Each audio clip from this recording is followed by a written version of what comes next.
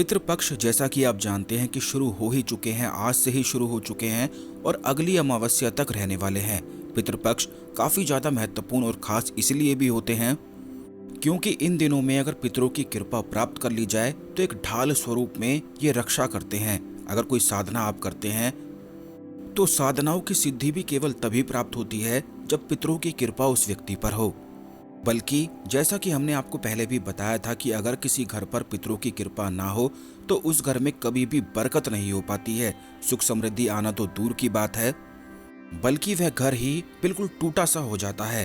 वहीं दूसरी ओर अगर पितरों की कृपा प्राप्त हो जाए तो ऐसे में वह व्यक्ति क्या प्राप्त नहीं कर सकता है। तो पितृपक्ष में कुलदेवी की और पितरों की कृपा अवश्य ही आप प्राप्त करें। जानते हैं कि घर पर जब भी बहुत सारी समस्याएं आ जाती हैं, मुसीबतों का कहर घर पर टूट जाता है, तो ऐसे में पता लगता है कि पितरों का साथ उस घर पर बिल्कुल भी नहीं है। जो कुलदेवी कुलदेवता हैं वह उस घर में बिल्कुल भी विराजमान नहीं है, क्योंकि जब भी ऐसा होता है कि कुलदेवी या कुलदेवता रुष्ट हो जाते हैं, पितर रुष्ट हो जाते हैं, तो बस इसी से घर में मुसीबत आनी शुरू हो जाती है। घर के सभी लोग इतने ज़्यादा परेशान रहने लगते हैं कि कुछ भी नहीं कर पाते हैं। इसी के साथ घर में बीमारियां भी बनी रहती हैं, जिससे फिजूल खर्च होने लग जाता है। यानी कि जो भी धन उन लोगों ने कमाया होता है, जोड़ा होता है, वह सब कुछ ही बिल्कुल फिजूल खर्च होने लग जाता है। काफ़ी लोग हमसे इस बारे में बताते हैं, पूछते हैं कि उनके जीवन में कुछ ऐसी समस्याएं बन जाती हैं जिनमें कई सालों तक फिर वह उलझे ही रहते हैं और कितनी भी कोशिश करते हैं उनसे निकल ही नहीं पाते हैं। जैसे मुकदमे आदि वगैरह होते हैं, क्योंकि इसमें एक बार व्यक्ति फंस जाता है तो काफ़ी लंबे समय तक ही फिर फंसा रहता है। इसी प्रकार बीमारी होती है कि एक बार अगर कोई बीमारियों में फंस जाता है तो बस उसका सब कुछ फिजूल खर्च ही होने लग जाता है।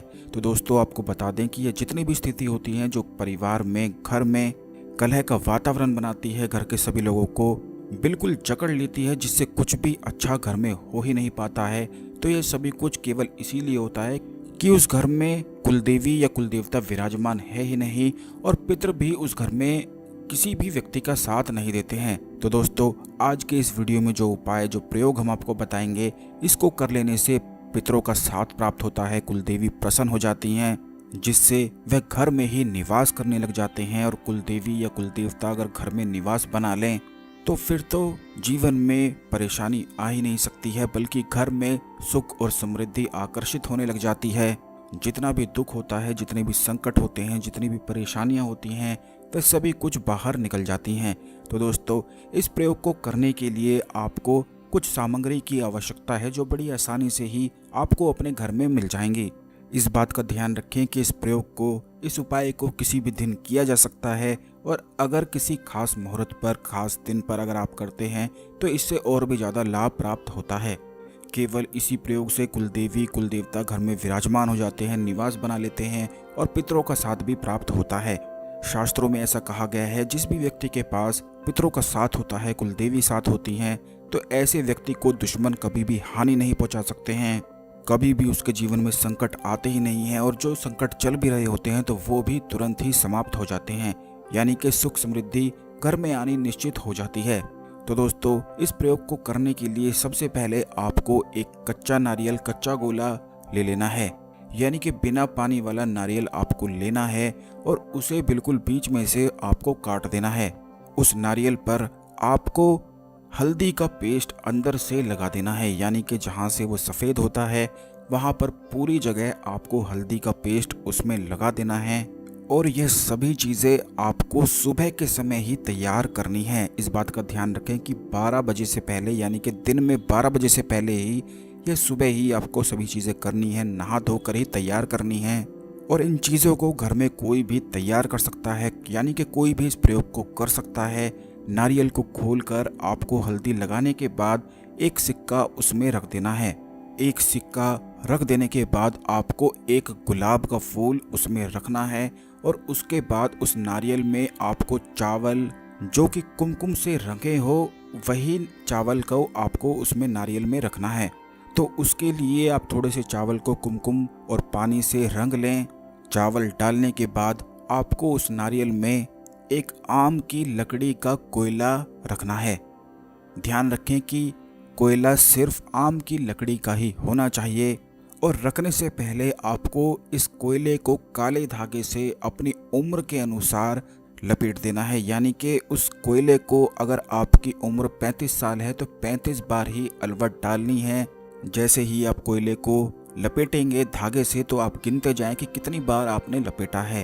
अपनी उम्र के नंबर के अनुसार ही उतना ही आपको उस कोयले में लपेट देना है और उसी के बाद गांठ लगाकर यह कोयला भी आपको उसी नारियल में रख देना है। 7 गांठ उस कोयले में धागे से आपको लगानी है और उसके बाद हल्दी की 1 गांठ आपको लेनी है। उसे भी काले धागे से ही आपको अपनी उम्र के अनुसार ही लपेटना है गिनते हुए, और 7 गांठ उसमें भी फिर वापस लगा देनी है। यह सभी चीज़ें रख लेने के बाद आपको 7 लोहे की कील भी लेनी है और वो भी उस नारियल में रख देनी है। बस इन सभी चीज़ों को रखने के बाद आपको नारियल का जो दूसरा टुकड़ा है जो आपने आधा काटा था उसे भी उसके ऊपर रख देना है। यानी कि जो एक खोल है, यह सभी चीज़ें बिल्कुल उसी में समा जानी चाहिए और फिर से आपको नारियल को बंद कर देना है। बंद करने के बाद आपको एक लाल कलावा लेना है और इसे कलावे को अपनी उम्र के नंबर के अनुसार ही लपेट देना है। यानी कि जैसे आपने कोयले में लपेटा था, हल्दी में लपेटा था, उसी प्रकार फिर नारियल भी अपनी उम्र के नंबर से लपेट देना है। यानी कि 35 अगर आपकी उम्र है तो 35 बार ही कलावे को लपेटना है जिससे वह अच्छी तरह से बंद हो जाए। तो इस तरह से लपेटना है जिससे वह बिल्कुल खुले नहीं, गांठ लगाकर आपको बंद करना है और उस नारियल में भी कलावे से 7 गांठ बाद में लगा देनी है। बस इतना कर लेने के बाद जब ये सभी चीज़ों को आप तैयार कर लें तो उसी रात यानी कि जिस दिन आप इसे बनाएंगे उसी दिन आपको, जब आप सोने जाएंगे रात को, तो यह नारियल आपको अपने घर के पूर्व उत्तर कोने में यानी कि ईशान कोण में इस नारियल को रखने के बाद एक घी का दीपक नारियल के सामने जला देना है। आप बिल्कुल भी फर्श पर इस नारियल को ना रखें। इसके लिए कोई भी बाजोट का इस्तेमाल आप कर सकते हैं, कोई स्टूल ले सकते हैं जिससे वहाँ पर नारियल को रखा जा सके। और उसके बाद आप एक घी का दीपक जला दें और नारियल के सामने हाथ जोड़कर आप अपने कुलदेवी को, जो भी आपकी कुलदेवी का नाम है, जो भी कुलदेवता का नाम है, या अगर आप अपने पितरों का नाम भी जानते हैं तो उनका नाम लेकर आप उनसे क्षमा मांग लें। क्षमा मांगने के बाद आप उनसे अपनी इच्छाएं बताएं, अपने संकट के बारे में बात करें और उन्हें निमंत्रण दे दें कि हे कुलदेवी, हे कुलदेवता, हे पितरों, मेरे घर में आके विराजमान हो जाओ, निवास करो और अपने बालक को हर कष्ट से, हर संकट से, हर परेशानी से निकाल लो। मैं आपको निमंत्रण देता हूँ, कृपया मेरे घर में आके सुख समृद्धि, यश और वैभव बना दो। बस इस प्रकार आपको अपने कुलदेवी कुलदेवताओं का नाम लेकर उन्हें निमंत्रण दे देना है, पितरों को भी निमंत्रण दे देना है। ऐसा करने से कुलदेवी और कुलदेवता बिल्कुल खींचे चले आते हैं, क्योंकि जब भी पुत्र या पुत्री अपनी माता को पुकारते हैं तो वह खींचे ही चली आती है। तो इसी प्रकार यह प्रयोग कार्य करता है। जैसे ही आप उन्हें निमंत्रण देंगे वह भी आ जाएंगे और उसी रात से यानी कि अगली सुबह से ही आपको बदलाव खुद ही देखने को मिल जाएगा। वह घर में ही निवास बनाने लगेंगे। इस बात का आप ध्यान रखें कि जैसे ही आप निमंत्रण दे देंगे उस घी के दीपक को वहीं छोड़ दें, इसी प्रकार रहने दें और जाकर सो जाएं।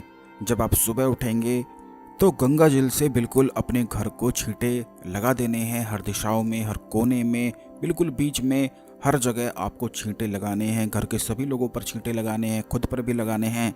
और उसके बाद उस नारियल पर छींटे लगाने के बाद यह नारियल आपको अपने घर के मुख्य दरवाजे के बिल्कुल ऊपर लगा देना है, रख देना है।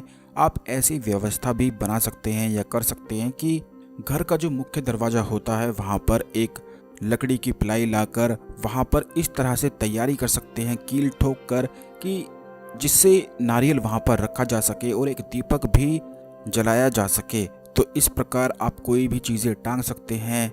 बस आपको इस तरह से व्यवस्था कर लेनी है कि घर का जो मुख्य दरवाज़ा है यानी कि अंदर की ओर, वहाँ पर इस नारियल को रख देना है और रोज़ एक दीपक वहाँ पर जला देना है, क्योंकि बस वही कुलदेवी का, कुलदेवताओं का, पितरों का स्थान बन जाता है और वह वहीं पर निवास करने लग जाते हैं। क्योंकि मुख्य दरवाज़ा बहुत ही ज़्यादा मुख्य होता है, वहीं से सारी ऊर्जाएं आती हैं।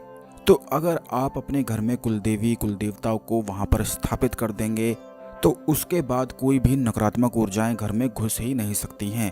पितरों का साथ हमेशा बना रहता है, उस घर में हमेशा ही सुख समृद्धि बन जाती है, प्यार बनने लग जाता है। क्योंकि बहुत सारे लोगों की यह समस्या रहती है कि बड़ी मेहनत से एक एक तिनका जोड़कर घर बनाते हैं, लेकिन जब भी उनके जीवन में संकट आ जाते हैं तो बहुत ही ज़्यादा घबरा जाते हैं, डर जाते हैं।